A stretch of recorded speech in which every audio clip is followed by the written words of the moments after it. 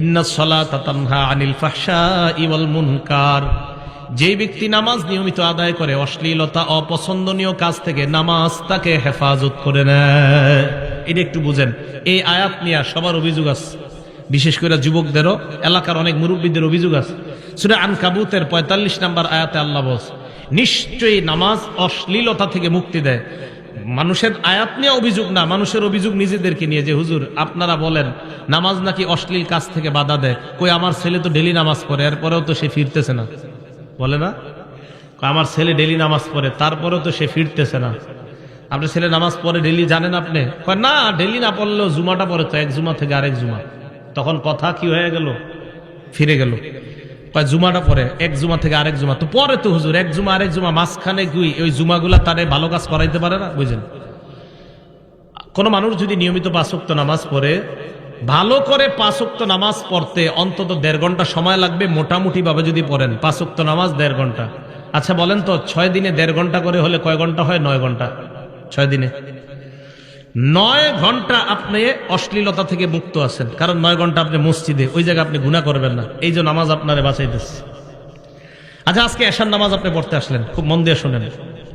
২৫ মিনিটে এশার নামাজটা বললেন, পড়ার পর গেট দিয়ে যখন আপনি বের হবেন, একজন মুরব্বী আপনাকে বলে ভাই একটু তালিমের মধ্যে বসো, বসার পর এরপর তুমি বের হবা। আপনার বন্ধু মসজিদের বাহিরে দাঁড়ায় আছে, কোথায় জানি আপনাকে নিয়ে যাবে। আপনার পছন্দ হইতেছে না, কিন্তু এলাকার চাচা মুরব্বীর কথাও আপনি ফেলতে পারতেছেন না। এই চিন্তায় আপনি তালিমের মধ্যে বসে গেলেন। বসে যাওয়ার পর আপনার মন না চাইতেও আপনি আরো ২৫ মিনিট বসলেন, নামাজ পড়লেন ২৫ মিনিট, আপনার মন না চাইলেও তালিমে বসলেন ২৫। কত হলো?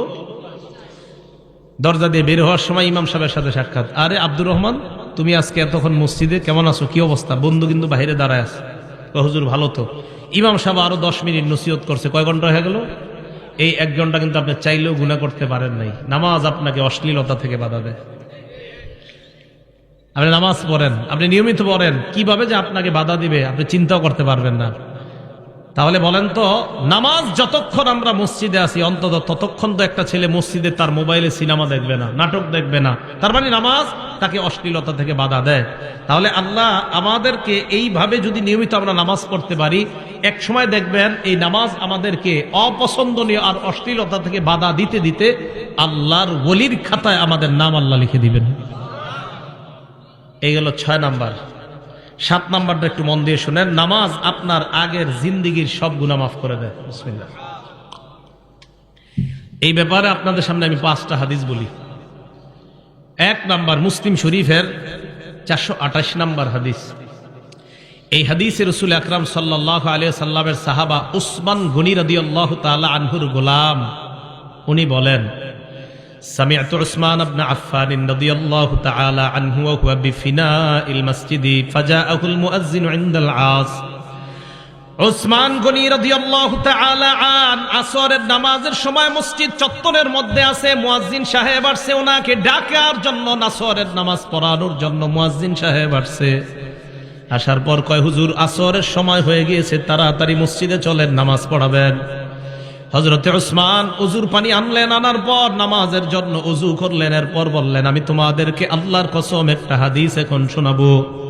হযরতে উসমান বললেন, ইন্নী সামি'তু রাসূলুল্লাহি সাল্লাল্লাহু আলাইহি ওয়াসাল্লাম ইয়াকুল, আল্লাহ নবীকে আমি বলতে শুনলাম, লা ইয়াতাওয়াদ্দাউ রাজুলুন মুসলিমুন, কোন মুসলমান যখন ওযু করে, ওযু করার পর ভালোভাবে ওযু করে, করার পর নামাজের মধ্যে দাঁড়ায়, ফাইসাল্লি সালাতা, নামাজ আদায় যখন করে, করার পর ইল্লা গফারাল্লাহু লাহু মা বাইনাহু ওয়া বাইনাল্লাতি তালিহা, নামাজ আদায় করতে দেরি, তার আগের গুনাহগুলা আল্লাহ মাফ করতে দেরি হয় না।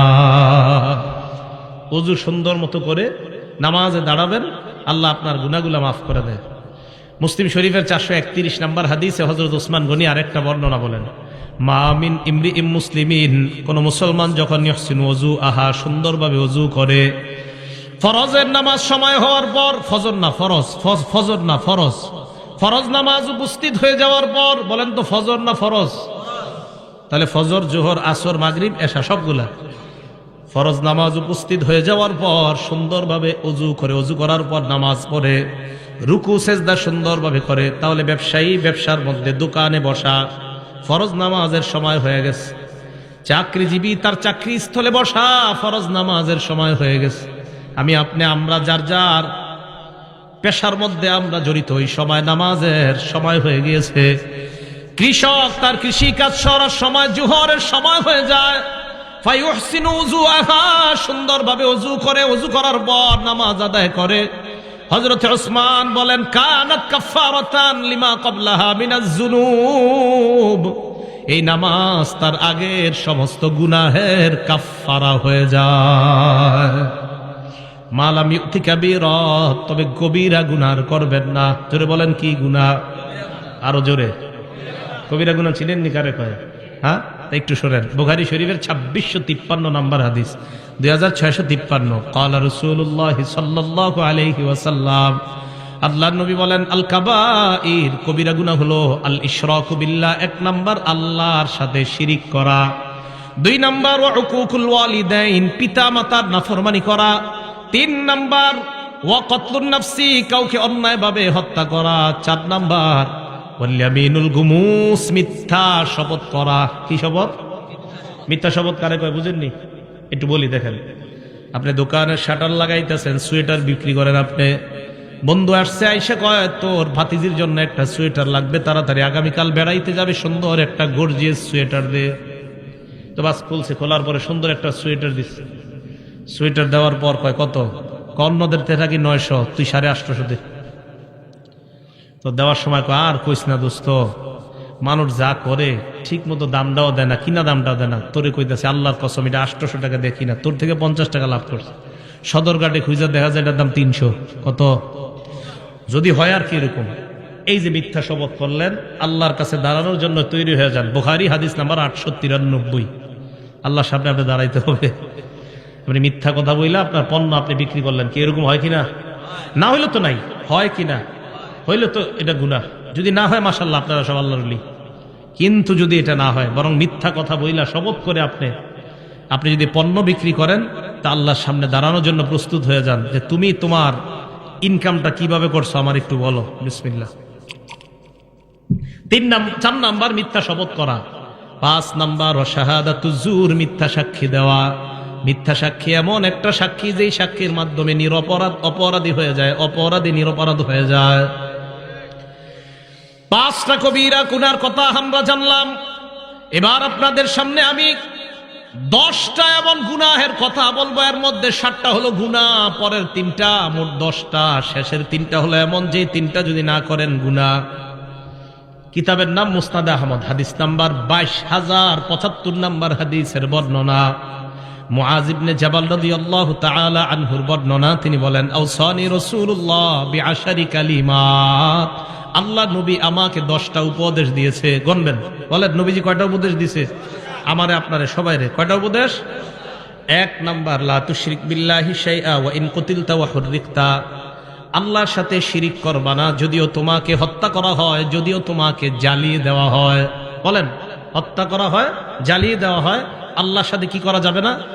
আল্লাহর সাথে শিরিক চিনেননি কারে কয়?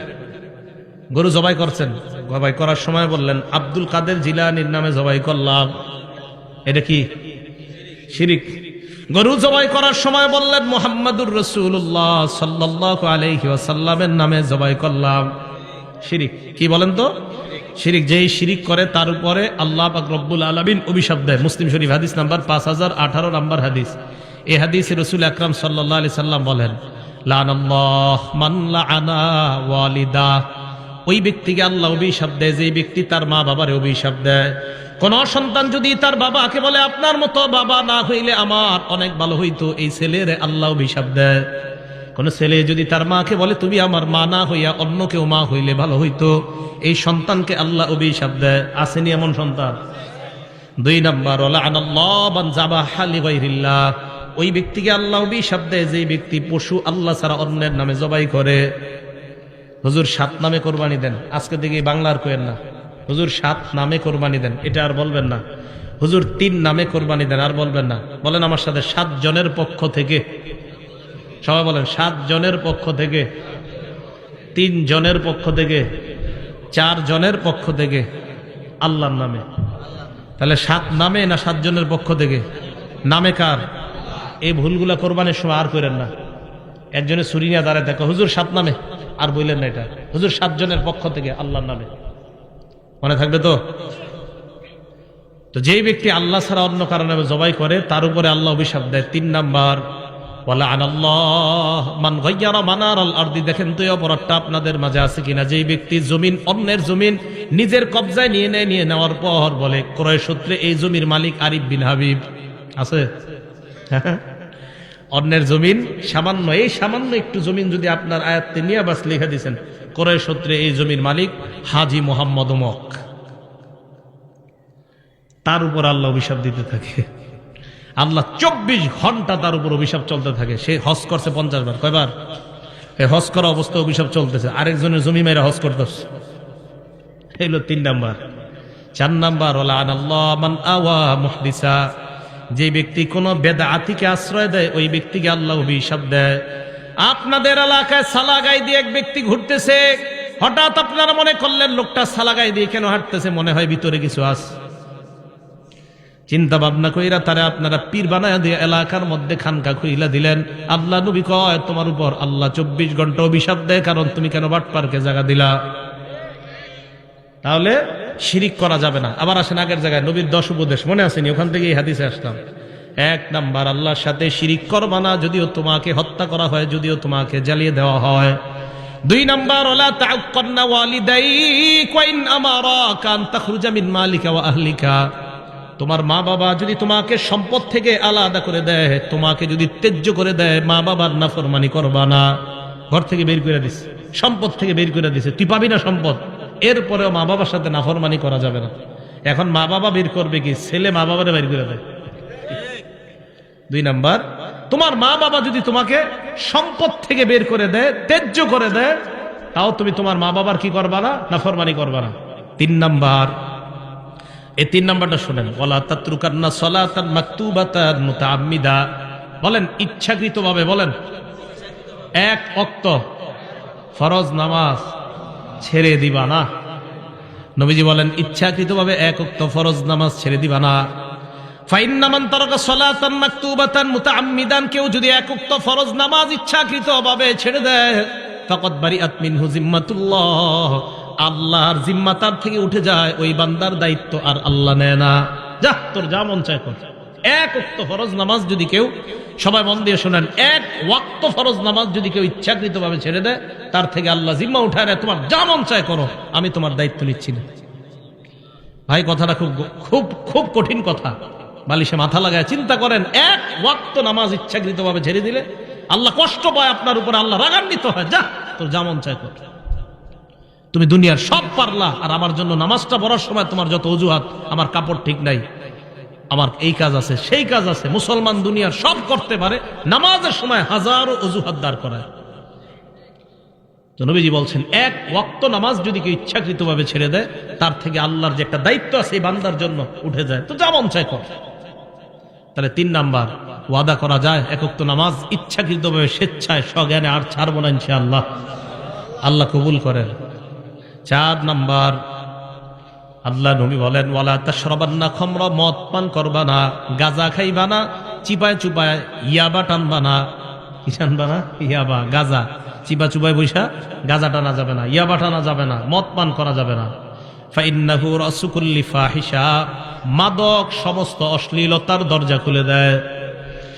5 নাম্বার, ইয়াকা ওয়াল মাসিয়া, গুনাহ থেকে বাঁচো, নাফরমানি থেকে বাঁচো। ফাইন্না বিল মাসিয়াতি হাল্লা সাখাতুল্লাহ, নাফরমানির মাধ্যমে আল্লাহর গজব দুনিয়াতে নেমে আসে। নাফরমানির কারণে আল্লাহর গজব দুনিয়াতে আসে। আমাদের বাংলাদেশের লোকেরা কি কয় জানেন? আল্লাহ আপনি করোনা না, আরো বেশি কিছু দেন, এরপরে আমরা নাফরমানি ছাড়বো না।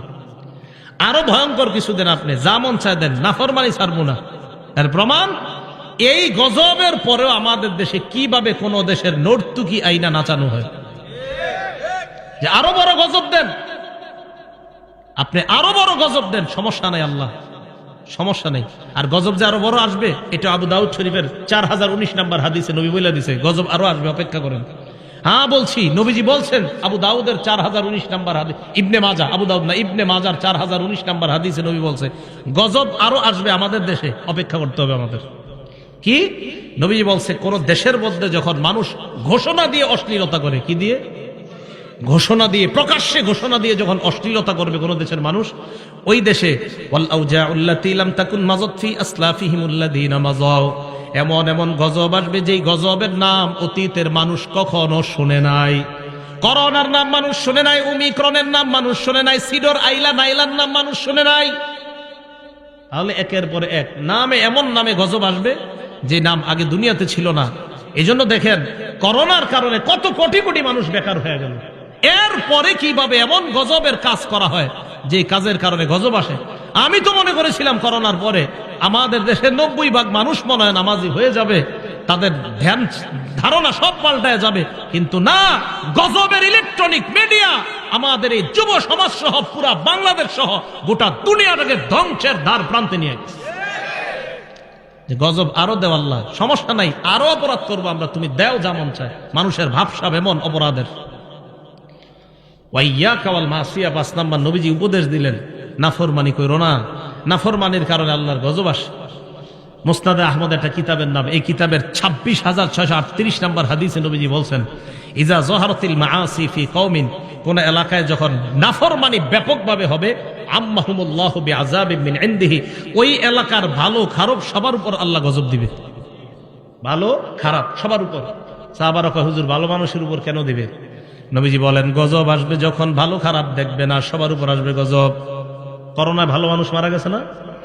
ভালো মানুষও মারা গেছে, তাহলে গজব আসবে সবার উপর। নবীজি বলেন, কিয়ামতের ময়দানে ভালো মানুষগুলাকে আল্লাহ আলাদা করে জান্নাত দিয়ে দিবেন। তো বলতেছিলাম 5 নাম্বার উপদেশ, নাফরমানি থেকে বাঁচো। 6 নাম্বার, ওয়া ইয়্যাকা ওয়াল ফিরার মিনাজ যাহফি ওয়া ইন হালাকান নাস, জিহাদের ময়দানে সবাই যদি ধ্বংস হয়ে যায়, তুমি জিহাদের ময়দান থেকে পলায়ন করবা না।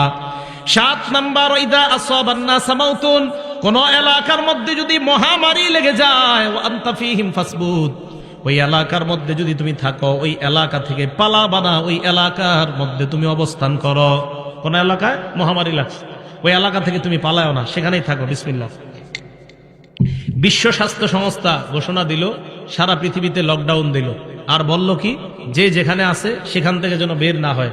এটা বিশ্ব স্বাস্থ্য সংস্থার ঘোষণা কিছুদিন আগে। আমাদের নবী 1500 বছর আগে বলে দিছে এই ঘোষণা। তার মানে মুসলমানদের পক্ষ থেকে আমরা দাবি জানাই, ও অমুসলমান সম্প্রদায় যারা আছেন, পুরা পৃথিবীতে এই ঘোষণা আপনারাও মেনে নেন। আমাদের নবী মানুষদের মধ্যে সবচেয়ে শ্রেষ্ঠ গবেষক ছিলেন। না হয় কিভাবে বলে দিলেন, যেই দেশে মহামারী লাগবে সেখানেই থাকো, সেখান থেকে বের হয়েও না। বিশ্ব স্বাস্থ্য সংস্থা এখন কইছে, আমাদের নবী 1500 বছর আগে কইছে। 7 নাম্বার, যেখানে মহামারী লাগে সেখানে থাকো, বের হয়েও না। 8, 9, 10 নাম্বারটা মন দিয়ে শোনেন সব অভিভাবকরা। 8 নাম্বার, আনফিক আলা ইয়ালিকা মিন তাওলিকা, তুমি তোমার সামর্থ্য অনুযায়ী, সাধ্য অনুযায়ী পরিবারের উপর খরচ করবা। বেতন আপনার 15,000, আপনার সন্তান আপনার কাছে একটা মোবাইল চেয়েছে, মোবাইলের দাম 20,000। বেতন কত? মোবাইলের দাম কত? পরিবারে চালাবেন কিভাবে? এই সন্তান ওই বাবারে তখন সুদ নামক গুনাহে লিপ্ত করে। ওই বাবা তখন ছেলের দিকে তাকায় বাধ্য হয়ে ব্যাংক থেকে সুদ আনে। কি করবে? ছেলে কয়, মোবাইল যদি না দাও আমি পড়াশোনা করব না। কি কথাগুলো ঠিক না? তো সাধ্য অনুযায়ী তুমি তোমার পরিবারের উপর খরচ করো। এটা হলো 8 নাম্বার। 9 নাম্বার, ওয়ালা তারফা আনহুম আসাকা আদাবা, তোমার পরিবারের উপর থেকে তুমি শাসনের লাঠি উঠাইবা না। পরিবারের উপর শাসনের লাঠি মানে আপনার বিবি যেন আপনাকে ভয়, এই ব্যাপারে যেন ভয় পায়, আমার স্বামী দুনিয়ার মধ্যে সবচাইতে ভালো, আমার স্বামীর মতো হাস্যোজ্জ্বল মানুষ নাই। তবে আপনার বিবি যেন অন্য মহিলাদেরকে এই কথা বলতে পারে, আমার স্বামী দুনিয়ার সব কিছুর সাথে আপোষ করতে রাজি, নামাজের সাথে আমার স্বামী কোনো আপোষ করবে না। নামাজ যদি না পড়ি, আমার স্বামীর চাইতে কালো চেহারা আর কারো হবে না। বিবি আপনাকে নিয়ে যেন এটা বলতে পারে যে আমার স্বামী সব ছাড় দিবে, আমাকে বলবে একটু হাসি ঠাট্টা সব মানবে, কিন্তু নামাজ পড়বো না, আমার স্বামী আমার এই ছাড় দিবে না। এই ভয় প্রত্যেক বিবির মধ্যে যেন আপনার ব্যাপারে থাকে, এটা শাসনের লাঠি। আপনার ছেলে মেয়েগুলা যেন ফজরের সময় কয়, এই তাড়াতাড়ি ওঠ, আব্বা কিন্তু লাঠি নিয়ে আসতেছে, এই আব্বা রাগ হয়ে যাবে, আরে আব্বা গালি দিবে, বকা দিবে। দেখেন এখন আমাদের মাঝে না এই শ্রদ্ধাগুলো আর নাই। হ্যাঁ, আগে আমরা দেখেন ওনারা আপনারা যারা আছেন 10 বছর আগেও 15 বছর আগেও আপনার বয়স যদিও 25-30, একটা ভয় কাজ করতো, এই আরে আব্বা রাগ করতেছে, ওর তাড়াতাড়ি ওঠ, ফজরের নামাজে চল। তার মানে বাবার প্রতি সন্তানদের একটা ভয়, এটা শ্রদ্ধা থেকে এই ভয়টা কাজ করতো। আমেরিকার বিশাল বড় বড় লোক হয়ে যাওয়ার পরেও সন্তান বাবার সামনে যখন আসতো একদম বিড়ালের মতো নিচের দিকে তাকায় দেয়, কারণ আমার সামনে যিনি উনি আমার বাবা, আমি তার সন্তান। এই শ্রদ্ধাবোধগুলা নাই। জানেন কেন নাই? এই মিডিয়া, এই মোবাইল আমাদের বাবা আর সন্তানের এই শ্রদ্ধার সম্পর্ক নষ্ট করে দিচ্ছে। কেন জানেন? বাবা, সন্তান, স্ত্রী একসাথে বৈশা সিনেমা দেখে যে ঘরের মধ্যে, আপনি বলেন ওই সন্তান ওই বাবাকে কিভাবে শ্রদ্ধা করবে? করবে না। তাহলে 9 নাম্বার, সন্তান পরিবারের উপর থেকে শাসনের লাঠি বুঝে আসছে সবার। আপনার সন্তানরা যেন এই ভয় থাকে, এই শোন তাড়াতাড়ি নামাজে চল, নামাজে না গেলে আব্বা কিন্তু জি রাগ করবে। এই ভয় সন্তানদের মাঝে থাকাটা, এটা হলো শাসনের লাঠি। 10 নাম্বার, ওয়াখিফুম ফিল্লাহি আযজা ওয়া জাল, তোমার পরিবারকে তুমি সব সময় আল্লাহর ব্যাপারে ভয় দেখাও। পরিবার যেন গুনাহ দিকে ধাবিত না হয়। তাদেরকে বলো মরণের পর 2টা ঠিকানা, একটা হলো জান্নাত আর একটা হলো জাহান্নাম। আমি আবার বলি একবারে, আপনারা দেখেন একটু মনে রাখতে পারেন কিনা। 1 নাম্বার, আল্লাহর সাথে শিরিক করা যাবে না। 2 নাম্বার, মা বাবার সাথে নাফরমানি করা যাবে না। 3 নাম্বার, ফরজ নামাজ ইচ্ছাকৃতভাবে ছেড়ে দেওয়া যাবে না। 4 নাম্বার, মাদক পান করা যাবে না। 5 নাম্বার, আল্লাহর নাফরমানি করা যাবে না। 6 নাম্বার, জিহাদ যদি কখনো ফরজ হয়ে যায়, জিহাদের ময়দান থেকে পলায়ন করা যাবে না। 7 নাম্বার, মহামারী কবলিত এলাকায় থাকলে ওই এলাকা থেকে পলায়ন করা যাবে না। 8 নাম্বার, সাধ্য অনুযায়ী পরিবারের উপর খরচ করা। 9 নাম্বার, পরিবারের উপর থেকে শাসনের লাঠি না উঠানো। 10 নাম্বার, পরিবারকে আল্লাহর ব্যাপারে ভয় দেখানো। টানলে ঘরে টানায় রাখবেন, এগুলা কাজে লাগবে। আমাদের নবীজির উপদেশ তো খুব কাজে লাগবে। দেখবেন খুব কাজে লাগবে যে আমাদের নবীর উপদেশ এগুলা। তখন আপনার ভিতরে একটা শ্রদ্ধা কাজ করে। আমি আরিফ বিন হাবিবের উপদেশ না, এগুলা নবীজির উপদেশ। এগুলো রাসূল আকরাম সাল্লাল্লাহু আলাইহি সাল্লাম আমাদেরকে বলছেন। বলেন দামি কথাগুলা না? আল্লাহ আমাদেরকে আমল করার তৌফিক দান করেন। বলেন তো কোত্থেকে আসছে এই জায়গায়? মুসলিম শরীফে 431 নাম্বার হাদিস, যে হাদিসে হযরত উসমান বলছে নামাজ পড়লে সব মাফ, কবিরা গুনাহ করা যাবে না। এইখান থেকে এই কবিরা গুনাহগুলো জানলাম আমরা। মুসলিম শরীফের 440 নাম্বার হাদিস। এই হাদিসে রাসূল আকরাম সাল্লাল্লাহু আলাইহি সাল্লাম বলেন, as-salawatul khams, 5 ওয়াক্ত নামাজ। ফজর পড়ছেন, জোহর পড়ছেন, আসর পড়ছেন, মাগরিব পড়ছেন, এশা। দেখেন নামাজ ফাঁকা, নামাজ ফাঁকা, নামাজ ফাঁকা, নামাজ ফাঁকা। মাঝখানে আপনার কিছু ভুলভ্রান্তি হয়ে গেছে, পরের নামাজটা পড়ার কারণে আগের গুনাহগুলা মাফ। বুঝে আসছে না সবার? এবার আল্লাহ নবী বলেন, ওয়াল জুমআতু ইলাল জুমআ, এক জুমা থেকে আরেক জুমা, মাঝখানে তুমি সালাত আদায় করছো, সব করছো, এরপরেও কিছু গুনাহ তোমার রয়ে গেছে, এখনো মাফ হয় নাই। 5 ওয়াক্ত নামাজও পড়ছেন, সব করছেন। এরপরে আল্লাহ কয় ঠিক আছে তো এখনো তোর সুযোগ, জুমার নামাজটা আদায় করলেন, আগের ওই নামাজও পড়ছেন, সব করছেন, এরপরেও কিছু গুনাহ এখন আটকায় আছে। আল্লাহ নবী বলেন জুমা পড়লা, আগের গুনাহগুলা মাফ। করতে করতে আপনার বছর শেষ হয়ে গেছে, রমাদান উইলা রমাদান, এক রমজান থেকে আরেক রমজান এসে গেছে। মাঝখানে আপনি নামাজ ছাড়েন নাই, জুমাও ছাড়েন নাই, সব আপনি করছেন, এরপরে আপনার কিছু অপরাধ এখনো জুইলাস। নামাজ পড়ছেন, অপরাধ তো অনেক মাফ হয়েছে, জুমা পড়ছেন মাফ হয়েছে, কিন্তু এখনো কিছু আছে। আল্লাহ নবী কয় রমজান মাস পাইলা, সুন্দরভাবে রমজান আদায় করো, আগের 1 বছরের সব মাফ। মুকাফফিরাতুন মা বাইনাহুন্না, আগের যা আছে সব মাফ। রমজানটা সুন্দরভাবে কাটানোর তৌফিক দান করেন। মুসলিম শরীফের 1409 নম্বর হাদিস। এই হাদিসে রাসূল আকরাম সাল্লাল্লাহু আলাইহি সাল্লাম বলেন, মাসালুস সালাওয়াতিল খামসি কামাসালি নাহরিন জারিন গামরিন আলা বাবি আহাদিকুম ইয়াগতাসিলু ফীহি কুল্লা ইয়াউমিন 5 মাররাত। তোমাদের কারো বাড়ির দরজার সামনে একটা পুকুর আছে, প্রবাহিত পুকুর, প্রবাহমান একটা নদী আছে। এই নদীর মধ্যে তুমি 5 বার গোসল করলা অথবা ওযু করলা। বলেন তো আমরা যদি আমাদের ঘরের সামনে একটা নদীর মধ্যে 5 বার গোসল করি, শরীরে ময়লা থাকবে? নবী বলেন 5 ওয়াক্ত সালাত তুমি আদায় করে নাও, তোমার জিন্দেগীর গুনাহগুলা ওই ময়লার মতো আল্লাহ ধুয়ে মুছে সাফ করে দেয়।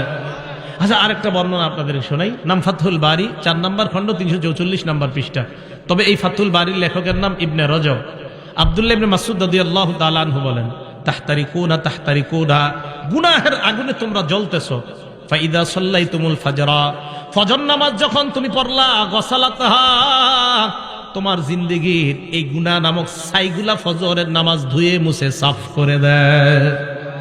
সাফ। এবার কি করে দেখেন, সুম্মা তানামুনা, এরপর তোমরা ঘুমাইবা, ঘুমানোর পর ফালা ইউক্তাবু আলাইকুম হাত্তা তাস্তাইখিজুন, ঘুমানোর পর তোমরা ফজর নামাজের আগ পর্যন্ত ঘুমাইলা, উঠার পর ফজরের সালাত আদায় করলা, আর তোমার আমল নামায় কোনো গুনাহ লেখা হয় না।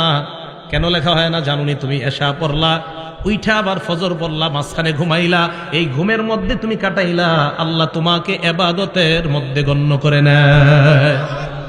এটা জানেননি আপনারা?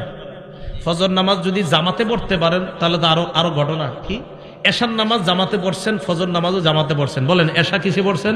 জামাতে। ফজরও ক্বালা রাসূলুল্লাহ সাল্লাল্লাহু আলাইহি ওয়াসাল্লাম, আল্লাহ নবী বলেন, মান সাল্লাল ফজরা মান সাল্লাল ইশা আবি জামাআ, কোন ব্যক্তি যদি এশার নামাজ জামাতের সাথে আদায় করে, আদায় করার পর ওই ব্যক্তি ঘুমাইলো, আল্লাহ নবী বলেন ফাকান্নামা ক্বামা নিসফাল লাইল। হাত উঠানো দরকার নাই। আজকে যারা যারা এশার নামাজ জামাতের সাথে আদায় করছেন, আপনারা একটু পরে ঘুমায় যাবেন। আল্লাহ নবী কয় এশার নামাজ জামাতে আদায় করছেন, অর্ধেক রাত দাঁড়ায় দাঁড়ায় ইবাদত করলে যেই সওয়াব, আপনি ঘুমের মধ্যে ওই সওয়াব পেয়ে যাবেন। এরপর আপনি উঠা ফজরের নামাজ জামাতে আদায় করলেন, বলেন ইনশাআল্লাহ। আগামীকাল যদি আপনারা সবাই ফজরের নামাজটা জামাতে আদায় করেন, নবী বলেন ফাকাদ নামাজ সাল্লাল লাইলা কুল্লাহ, সারা রাত নামাজের সওয়াব পেয়ে যাবেন। মুসলিম শরীফের হাদিস, 1377 নম্বর হাদিস। তাহলে নামাজ যদি আমরা পড়ি, এশা পড়ে যদি ঘুমাই, আর উঠা যদি ফজর করি, বলেন ঘুম ও ইবাদতে গণ্য করে নিবেন কে? আল্লাহ। কি পড়বো তো ইনশাআল্লাহ? তাহলে 7 নাম্বার, নামাজ পড়লে গুনাহ মাফ করে দেয় আল্লাহ। 8 নাম্বার, নামাজ পড়লে আমার আপনার মর্যাদা আল্লাহ বাড়ায় দেয়। মুসলিম শরীফের 480 নাম্বার হাদিস। নবীজির গোলাম সাওবান রাদিয়াল্লাহু তাআলা আনহুর কাছে এক ব্যক্তি আসছে। আসার পর প্রশ্ন করলেন, আমাকে এমন একটা আমলের ব্যাপারে বলো যে আমলটা করলে আমাকে আল্লাহ জান্নাত দিবেন। 3 বার এই প্রশ্ন করছে। 3 বার এই প্রশ্ন করার পর নবীজির গোলাম বললেন, সালতু আন যালিকা নবিয়্য সাল্লাল্লাহু আলাইহি ওয়াসাল্লাম, আমি আল্লাহ নবীকে এই প্রশ্নটা করেছিলাম, মর্যাদা কিভাবে বাড়ে। নবীজি জবাব দিলেন, আলাইকা বিকাসরাতিস সুজুদ, তুমি বেশি বেশি সিজদা দিবা। নামাজ যত পড়বা তত তোমার সিজদা হবে। ফাইন্নাকা লা তাসজুদু লিল্লাহি সাজদা, আপনি যখন একটা সিজদা দেন, ইল্লা রাফাকাল্লাহু বিহা দারাজা, এই এক সিজদায় আপনার মর্যাদা বেড়ে যায়। আবার সিজদা দিলেন আপনার গুনাহ মাফ হয়ে যায়। এক সিজদা দিলে মর্যাদাও বাড়ে, গুনাহ মাফ হয়। আরেক সিজদা দিবেন, আবার মর্যাদা বাড়ে, আবার গুনাহ মাফ হয়। এবার আপনাদের কাছে আমি জানতে চাই, নবীর কাছাকাছি জান্নাতে কারা থাকতে চান? আসলে থাকতে চান? হাত নামান। এটা হলো 9 নম্বর উপকারিতা। নামাজ পড়লে নবীর কাছে থাকতে পারবেন। দলিল মুসলিম শরীফের 481 নম্বর হাদিস। নবীজির সাহাবা নাম মনে রাখবেন, রবিআ ইবনে কাব। বলেন কি নাম? রবিআ ইবনে কাব বলেন, কুনতু আবিতু মা রাসূলিল্লাহি সাল্লাল্লাহু আলাইহি ওয়াসাল্লাম, আল্লাহ নবীর সাথে আমি রাত্রি যাপন করলাম। রাতের বেলা আল্লাহ নবীর ওযুর পানি আমি এনে দিলাম, আর নবীর প্রয়োজনীয় জিনিসগুলো আমি এনে দিলাম। নবীকে আমি ওযুর পানি দেওয়ার পর আল্লাহ নবী আমাকে বললেন, সাল, এই মি আমার কাছে কিছু চাও। সাহাবা বলেন, নবীজি আমারে বললেন আমার কাছে কিছু চাও, যা চাইবা তাই দিমু, চাও। সুবহানাল্লাহ। আচ্ছা, আমি আর আপনি হইলে কি চাইতাম বলেন তো? আপনাদের কথা কি, আমি হইলে মনে করতাম যে একটা বাড়ি টাড়ির ব্যবস্থা করে দেন, এরকমই।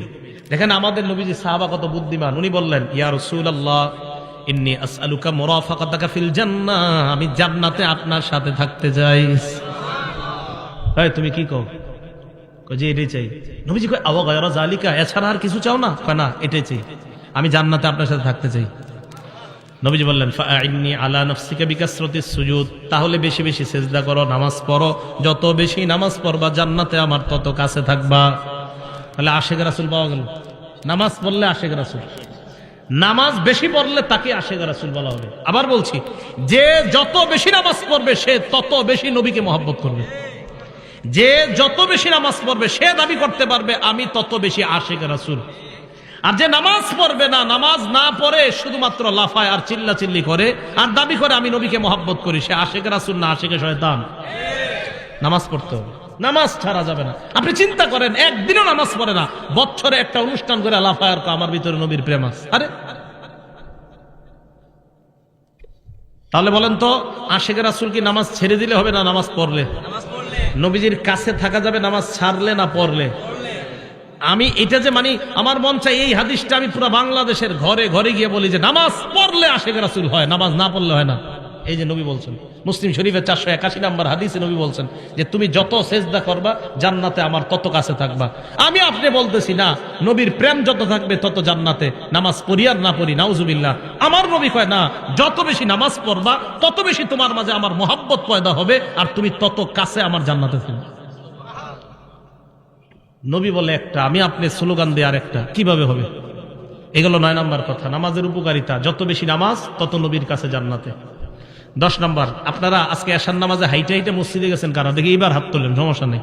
হাইটে হাইটে গেছেন না মসজিদে? হাত নামান। হাইটা যারা মসজিদে গেছেন, মুসলিম শরীফের 1407 নম্বর হাদিস, ক্বালা রাসূলুল্লাহ সাল্লাল্লাহু আলাইহি ওয়াসাল্লাম, আল্লাহ নবী বলেন, মান তাতাহহারা ফি বাইতিহি, যে ব্যক্তি ঘরে ওযু করে, তাহলে একটা সুন্নাত যদি পারেন পালন করেন, পারেন যদি ওযুটা ঘরে করবেন। করার পর এরপর আপনি ঘর থেকে বের হলেন, এই যে দরজা দিয়ে এই যে বাহিরে পাটা রাখছেন, মসজিদে যাবেন, কানাত খতওয়াতা, আপনার 2 পা 2 ভাগ হবে আল্লাহর কাছে। কিভাবে? প্রথম আপনি পাটা রাখলেন, তাহুত্তু খতিআ, পা রাখার সাথে সাথে আপনার গুনাহ মাফ। এরপর আল উখরা তারফাউ দরজা, আরেকটা পা রাখলেন, আপনার মর্যাদা বাড়ছে। তাহলে নামাজের দিকে যদি আপনি যান, সুম্মা মাশা ইলা বাইতিন মিন বুয়ুতিল্লাহ, আপনি যদি ওযু করার পর আল্লাহর কোন ঘরের দিকে রওনা করেন, 1 পা ফালাইবেন গুনাহ মাফ, আর 1 পা ফালাইবেন মর্যাদা বেড়ে যায়। তাহলে যত বেশি হাইটা মসজিদে যাবেন তত সওয়াব। এক সাহাবা অনেক দূর থেকে মসজিদে আসতো, অন্যান্য সাহাবারা কয়, মিয়া তুমি একটা বাহন কিনতে পারো না, বাহন দিয়ে আসবা? কয় না, নবীজি বলছে যত হাইটে আসবো তত সওয়াব। তাই আমি বাহন কিনি না। কয় মিয়া তুমি মসজিদের আশেপাশে ঘরটা বানাইতে পারো না? কয় না, নবী বলছে যত দূর থেকে আসবো তত বেশি সওয়াব। তাহলে 10 নাম্বার, যত বেশি হাইটে আমরা মসজিদে যাব তত বেশি সওয়াব। 11 নাম্বার, মসজিদে সকাল সন্ধ্যা কয়বার যাই আমরা? বলেন কয়বার যাই? 5 বার। বুখারী শরীফের 662 কত হয়? 600। আমি আবার এটা করাই প্রত্যেক মাহফিলে। এটি বলাই কেন জানে? চা স্টলের সামনে আমরা গিবত শেখাত না করে এমনি ঘুমু। হুজুর কালকে 662 কইছে, কয় কি? কয় বুখারী শরীফের 662 নাম্বার। মানে আমি চাইতেছি আমাদের মুসলমানদের কথাবার্তাগুলো এরকম হয়ে যাক। চা স্টলের সামনে বৈশা গিবত শেখায়তের পরিবর্তে এগুলা হোক যে বুখারী শরীফের হুজুর শিখাইছে 3-3-3-1 3331 নাম্বার হাদিস। কই জায়গায় কি কইছে? কই জায়গায় বলছে ইস্তাউসু বিন নিসা, মহিলাদেরকে খালি ওয়াজ করো, পিটাইও না, খালি ওয়াজ করো, ওয়াজ করো। সুবহানাল্লাহ। আবু দাউদ শরীফের 3-3-1 3331 নাম্বার হাদিস। কইতে সুন্দর লাগে না কথাগুলা? ওইখানে আবার কি কইছে? কই জায়গায় বলছে এমন একটা সময় আসবে যে সময় সবাই মিছিল দিয়া সুদ খাবে, কেউ বাকি থাকবে না। ডাইরেক্ট যদিও না খায়, সুদের হাওয়া সবার গায়ে লাগবে, নবীজি বলছেন এরকম। 3370 নাম্বার হাদিস বুখারী শরীফের। ওখানে আবার কি? ওখানে নবী দুরূদ শিখিয়ে দিয়েছে। কোন দুরূদ? কয় যেটা নামাজে পড়ি। সুবহানাল্লাহ। আল্লাহুম্মা সাল্লি আলা মুহাম্মাদি ওয়া আলা আলি মুহাম্মাদ। এই বিষয়গুলো আমি চাইতেছি মুসলমানদের মুখে মুখে চা স্টলের সামনে এইগুলো আলোচনা হোক, গীবত শেখায়ত না হোক। তো বলতেছিলাম বুখারী শরীফের 662 কত হয়? 600। বলেন না একটু, আমরা আলোচনা করি। 662 কত হয়? 662। এই হাদিসে রাসূল আকরাম সাল্লাল্লাহু আলাইহি সাল্লাম বলেন, মান গাদা ইলাল মসজিদি ওয়া রাহা, কোন ব্যক্তি যখন সকাল সন্ধ্যা মসজিদে যায়, আ'আদাল্লাহু লাহু নুজুলাহু মিনাল জান্নাতি কুল্লামা গাদা আও রাহা, যতবার মসজিদে যায় ততবার তার জন্য জান্নাতে মেহমানদারি প্রস্তুত হয়ে যায়। পেট রেডি করেন তাড়াতাড়ি খাওয়ার জন্য। কি পরিমাণ খাইবেন দেখি জান্নাতে গিয়ে। যতবার মসজিদে যাবেন ততবার মেহমানদারি। তাহলে আমরা যতবার মসজিদে যাচ্ছি চিন্তা করেন কি পরিমাণ খানা আল্লাহ আমাদের জন্য রেডি করে রাখছে। এগুলো 11 নম্বর ফজিলত নামাজের, যে যতবার নামাজে যাবেন ততবার জান্নাতে মেহমানদারি। 12 নম্বর ফজিলত। আচ্ছা, নামাজ পড়ার পর আপনারা অনেকে বৈশা থাকেন না মসজিদে? সুবহানাল্লাহ, আলহামদুলিল্লাহ, লা ইলাহা ইল্লাল্লাহ, আল্লাহু আকবার, বৈশা তাসবিহ পড়েন। আপনি তাসবিহ পড়েন না, কিচ্ছু করেন না, এমনি বৈশা রয়েছেন নামাজ পড়ে। আল্লাহ বৈশা রয়েছেন মসজিদের এক কোনায়, অজু অবস্থায় বৈশা রয়েছেন, বৈশা ঘুমাইতেছেন, অজু অবস্থায় বৈশা ঘুমাইতেছেন, বৈশা রয়েছেন, কোনো কাজ করতেছেন না। নবীজি সাল্লাল্লাহু আলাইহি সাল্লাম বলেন, বুখারী শরীফের 2119 নম্বর হাদিস, 2119 2119, ঠিক না? 2119 2119। এই হাদিসে রাসূল আকরাম সাল্লাল্লাহু আলাইহি সাল্লাম বলেন, আল মালাইকাতু তুসাল্লি আলা আহাদিকুম মা দামা ফি মুসাল্লাহু আল্লাযী ইউসাল্লি ফীহি। নামাজ পড়ার পর মুসল্লি যেই জায়গায় বসে আছে, বসে থাকার পর ওই মুসল্লি যতক্ষণ মসজিদ থেকে বের না হয়, ফেরেশতারা তার জন্য আল্লাহর কাছে 2টা দোয়া করতেই থাকে। 1 নাম্বার ফেরেশতারা বলে, আল্লাহুম্মা সাল্লি আলাইহি, মাবুদ তুমি এই বান্দার উপর শান্তি নাজিল করো। মাবুদ গো, বেচারায় পেরেশানি হয়ে মসজিদে বসে আছে, আল্লাহ আমরা ফেরেশতারা বলতেছি তারে তুমি শান্তি দিয়ে দাও। ভাই কিভাবে বুঝাবো আপনাদেরকে? আপনি পেরেশান হয়ে মসজিদে গিয়ে বসে রয়েছেন, ফেরেশতারা আল্লাহ রেখে আল্লাহ তারে শান্তি দাও। দুই নাম্বার, আল্লাহুম্মা আরহামহু, আল্লাহ তুমি তাকে তোমার রহমতের চাদর দ্বারা ঢেকে নাও। দোয়া দুইটা সুন্দর না? তাহলে অস্থির কাজ করতেছে, পেরেশানিতে আছেন, মসজিদে নামাজ পড়ে একটু বসে থাকেন আর মনে মনে ভাববেন যে হুজুরে বুখারী শরীফের দলিল দিয়ে বলছে আমি মসজিদে যতক্ষণ বসে থাকবো আমার পেরেশানি দূর হওয়ার জন্য ফেরেশতারা দোয়া করবে। এগুলো 12 নাম্বার উপকার। 13 নাম্বার, মসজিদে যায় দেখছেন আপনাদের এলাকায় জোহর কয়টায়? 1:30 না 1:01? আচ্ছা 1:01 ধরে নিই আমরা। মসজিদে গেছেন, আপনি যাওয়ার পরে সুন্নত পড়ে দেখতেছেন 20 মিনিট বাকি আছে, বসে রয়েছেন, কোনো কাজ নাই। এই যে আপনি বসে রয়েছেন আরো 20 মিনিট বসে থাকবেন, আপনি এমনি বসে রয়েছেন, অটোমেটিক গাছের পাতার মতো আপনার গুনাহ জোরে পড়তেছে। দলিল মুসলিম শরীফের 475 নম্বর হাদিস। ক্বালা রাসূলুল্লাহ সাল্লাল্লাহু আলাইহি ওয়াসাল্লাম, আল্লাহ নবী বলেন আমি কি তোমাদেরকে এমন 3টা আমলের কথা বলবো না যেই 3টা আমল করলেই তোমাদের গুনাহ অটোমেটিক মাফ হইতে থাকে? 1 নাম্বার, ইসবাগুল ওযুই আলাল মাকারি। তুমি অপছন্দ মানে কষ্ট হইতেছে অজু করতে, কষ্ট, এরপরেও তুমি অজু করা, অজু করতে কষ্ট হইতেছে এরপরে অজু করা। অজু করতে কষ্ট হয়, মনে করেন এই জায়গায় একটু সমস্যা আছে, তো আপনি আস্তে ধীরে অজু করতেছেন, কষ্ট। 1 নাম্বার কষ্ট হইল অজু করা। 2 নাম্বার, কাসরাতুল খুতা ইলাল মাসাজিদ, হাইটা বেশি বেশি মসজিদে যাওয়া। 3 নাম্বার, ইন্তিজারুস সালাতি বাদাস সালাহ, নামাজের অপেক্ষায় বসে থাকা। এই 3টা আমল তোমরা করতেছো, গাছের পাতার মতো গুনাহ জড়ে পড়ে যায়। এই জায়গায় গাছের পাতা শব্দটা নাই, এখানে আসছে গুনাহ জড়ে পড়ে। আরেক হাদিসে আসছে নবীজি সাল্লাল্লাহু আলাইহি সাল্লাম বের হইতেছে, সাহাবা তাকায় রইছে, তো মাথায় লাইগা গাছের পাতা জড়ে পড়তেছে, তাকায় রইছে। নবীজি বলেন কি ব্যাপার, আশ্চর্য হইতেছো, গাছের পাতা পড়তেছে? এই গাছের পাতাগুলা যেইভাবে পড়ে নামাজ পড়বা এইভাবে তোমার গুনাহগুলা ঝরে পড়ে যায়। তাহলে 13 নাম্বার আমরা জানলাম, মসজিদে গিয়া অপেক্ষা করলেও কোনো লস নাই। কিন্তু আপনারা কি করেন জানেন? 1:01টার সময় যদি 1:16 বাজে যায় অথবা 17 ইমাম সাহেব আসে না, সবাই একসাথে মিছিল দিয়া, হুজুর আসে না কেন? হুজুর আসে না কেন? এখন থেকে আর এটা করবেন না। কেন? যে হুজুর আসতে 2 মিনিট দেরি হইলে আমার লাভ, 2 মিনিট আরো গুনাহ ঝরবে। ঠিক আছে না? এই গেল 13। 14 নাম্বার, আবু দাউদ শরীফের 558 নম্বর হাদিস। নবী সাল্লাল্লাহু আলাইহি সাল্লাম বলেন, ঘর থেকে যারা উযু করে বের হয়ে মসজিদে আসবেন, আসার পর নামাজে দাঁড়াইলেন, আজরুহু কাজরিল হাজিল মুহরিম, ইহরাম বাঁধা অবস্থায় হাজী সাহেব হজ করলে যে সওয়াব, আপনি ওই সওয়াব পাবেন। নামাজে গেলে আপনি দেখেন কত পরিমাণ সওয়াব, হজের সওয়াব, নামাজে গেলে গুনাহ মাফের সওয়াব, নামাজে গেলে মর্যাদা বাড়ার সওয়াব, নামাজে গেলে নবীর কাছে জান্নাতে থাকার ফজিলত। আর কি চান? মানুষ বুঝে না, মানুষ দুনিয়ার সব করে নামাজ ছাড়া। বিশ্বাস করেন আমাদের সব সুন্দর নামাজ ছাড়া। আমরা যারা নামাজ পড়িও নামাজটা সুন্দর হয় না আমাদের। আমি আপনাদেরকে বলছি বুখারী শরীফের 757 নম্বর হাদিস দিয়া, নামাজটা যেন খুব ধীরস্থিরতার সাথে সুন্দরভাবে হয়।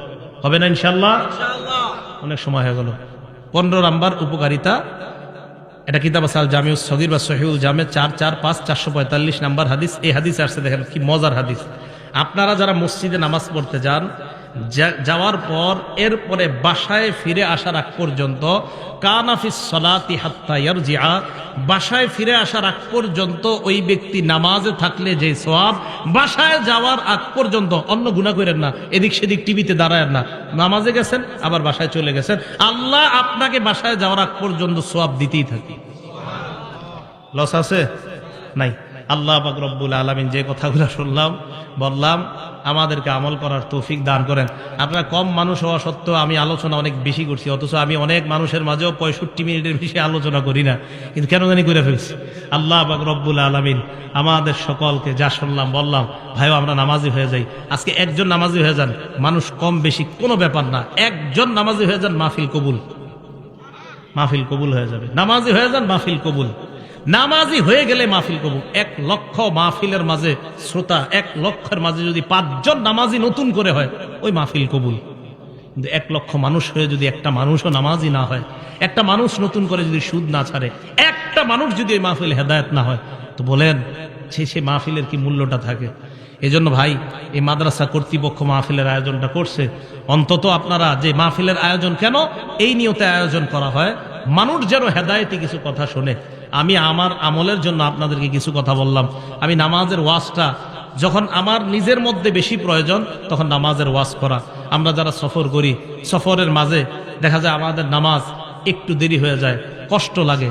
আহারে অনেক সময় জেমে পড়ে থাকার কারণে তখন দেখা যায় জামাতে নামাজ পড়া হয় না। কত নিয়ত করছি আজকে এশার নামাজটা জামাতে পড়বো, বিশ্বাস করেন এক জায়গায় দাঁড়াইছি, দাঁড়ানোর পর দেখলাম নামাজটা শেষ হয়ে গেছে। এরপরে আসলাম আপনাদের ওইদিকে একটা মসজিদ, ওখানেও দিকে নামাজ শেষ। আরেক জায়গায় থামাইলাম, ওখানেও নামাজ শেষ। ভাবলাম 15তে জামাত, গিয়ে দেখি না ওই জায়গায় জামাত হয়ে গেছে 8টায়। আরেক জায়গায় ভাবলাম 15তে জামাত, এখানে এসে দেখি না ওখানে 8টায় হয়ে গেছে। আরেক জায়গায় ভাবলাম ওখানে গিয়ে 15তে পাবো, সেখানে আসতে আসতে 8:30 বেজে গেছে। তো এইভাবে দেখেন সফরের মধ্যে অনেক সময় এইগুলা মেনটেন করা কষ্টকর হয়ে যায়। তো আমি চিন্তা করলাম এরকম হইতেছে কেন, মানে নামাজের ওয়াজ করা দরকার। তাই আজকে আপনাদের সামনে নামাজের ওয়াজ করলাম, আমার মাঝেও নামাজের গুরুত্বটা যেন বেড়ে যায়। কেন জামাত পাইলাম না, কেন জামাত পাইলাম না? নিশ্চিত কোনো অবহেলা আছে, তাই জামাত পাইনি। অবহেলা না থাকলে আল্লাহ পাওয়াই দিত। কোনো সমস্যা আছে অবশ্যই, না হয় অন্য দিন তো আমরা পাই, অন্য জায়গায় তো জামাত পাই, কেন মাঝে মাঝে এরকম পাই না? তো বুঝি যে কোনো গুরুত্বহীনতা, অবহেলা হচ্ছে কোথাও। তাই জন্য আমার দরকার সর্বপ্রথম ভাই আমরা সবাই নামাজি হয়ে যায়। এক ওয়াক্ত নামাজ ছাড়েন না, এক ওয়াক্ত নামাজ কাজা করবেন না, এক ওয়াক্ত নামাজ কাজা করবেন না। বাবা লাগেন, ভাই লাগেন, স্টেজে আসেন, পায়ে ধরতে বলেন, তাও ধরতে রাজি আছে। নামাজ ছাড়েন না, দুনিয়ার সব কিছুর সাথে আপোষ করেন, নামাজের সাথে আপোষ করেন না। এক ওয়াক্ত নামাজ ছাড়েন না। বিশ্বাস করেন নামাজ যদি আপনি ছেড়ে দেন, আল্লাহ আপনি নামাজ ছেড়ে দিলে আর কবে আপনি আল্লাহরে রাজি করবেন বলেন? আপনি আল্লাহ, যে আল্লাহ আপনারে বানাইলো, আল্লাহ বললেন 5 ওয়াক্ত নামাজ। দেখেন তাবলিগওয়ালা সাথী ভাইয়েরা দাওয়াত দিতে গেলেই বলে লুঙ্গির একটু সমস্যা আছে, আপনি যান পরে আসতেছে। 7 দিন দাওয়াত দেয়, তাও একই কথা বলে পরে আসতেছে। সব কিছু তার রেডি আছে। একটু ভাবেন তো, আপনার যদি গিয়ে বলতো 1 প্যাকেট বিরিয়ানি দেওয়া হবে, কেউ হাসবেন না। আপনাকে নামাজের কথা না বললে আপনি বলেন একটু পরে আসতেছে। আপনি একটু সত্যি করে বলেন যে আপনাকে একটা বিরিয়ানির কথা যদি বলতো, কাচ্চি দেওয়া হবে 1 প্লেট, ঠিক আপনি চলে আসতেন। তাহলে আপনি 1 প্যাকেট কাচ্চির কাছে আপনি নিজে আনতে পারেন। তো আল্লাহ বলতেছে একটু নামাজে আসো, তখন আপনি কত অজুহাত দাঁড় করান, ভাই একটু দোকানে থাকতে হবে, হুজুর এই সমস্যা আছে, সেই সমস্যা। আজকে থেকে একটা নিয়ত করে ফেলেন, পৃথিবীর সব জায়গায় অজুহাত দাঁড় করালেও নামাজের ক্ষেত্রে কোনো অজুহাত দাঁড় করাবো না। ঠিক আছে না ইনশাল্লাহ? এখন কথা হলো, আজকে তো ওয়াজ করে চলে গেলাম, আপনাদের মাঝে এগুলো থাকবে কিভাবে? মসজিদে নিজেদের মধ্যে নামাজের আলোচনা বেশি করবেন। নিজেদের মাঝে যখন নামাজের আলোচনা বেশি হবে, চা দোকানের সামনে নামাজের আলোচনা বেশি হবে, ক্ষেতের পাশে 2 জন দাঁড়ায় গল্প করতেছেন, যখন নামাজের আলোচনা বেশি হবে, দেখবেন যেই জিনিস আপনার মাঝে কম আমলের ক্ষেত্রে ওইটার আলোচনা বাড়াইয়া দিবেন, আমল শুরু হয়ে যাবে ইনশাআল্লাহ। তো দেখবেন যদি যে আমার মাঝে মনে নামাজের গুরুত্ব একটু কম, তখন নামাজের আলোচনা বেশি আরেকজনের সাথে করবেন। আসেন মুরব্বী, একটু নামাজের ব্যাপারে আপনি আমারে কিছু শিখান, আমি আপনারে কিছু শিখাই। তো দেখবেন নতুন করে নামাজের প্রতি আবার জজবা তৈরি হইতেছে। আল্লাহ পাক রব্বুল আলামিন আমাদের সকলকে, এলাকার নারী পুরুষ সকলকে আল্লাহ 5 ওয়াক্ত নামাজ সময় মতো যেন পড়তে পারে আল্লাহ তৌফিক দান করেন। আমিন। ওয়া আখিরু দাওয়ানা আনিল হামদুলিল্লাহি রাব্বিল আলামিন।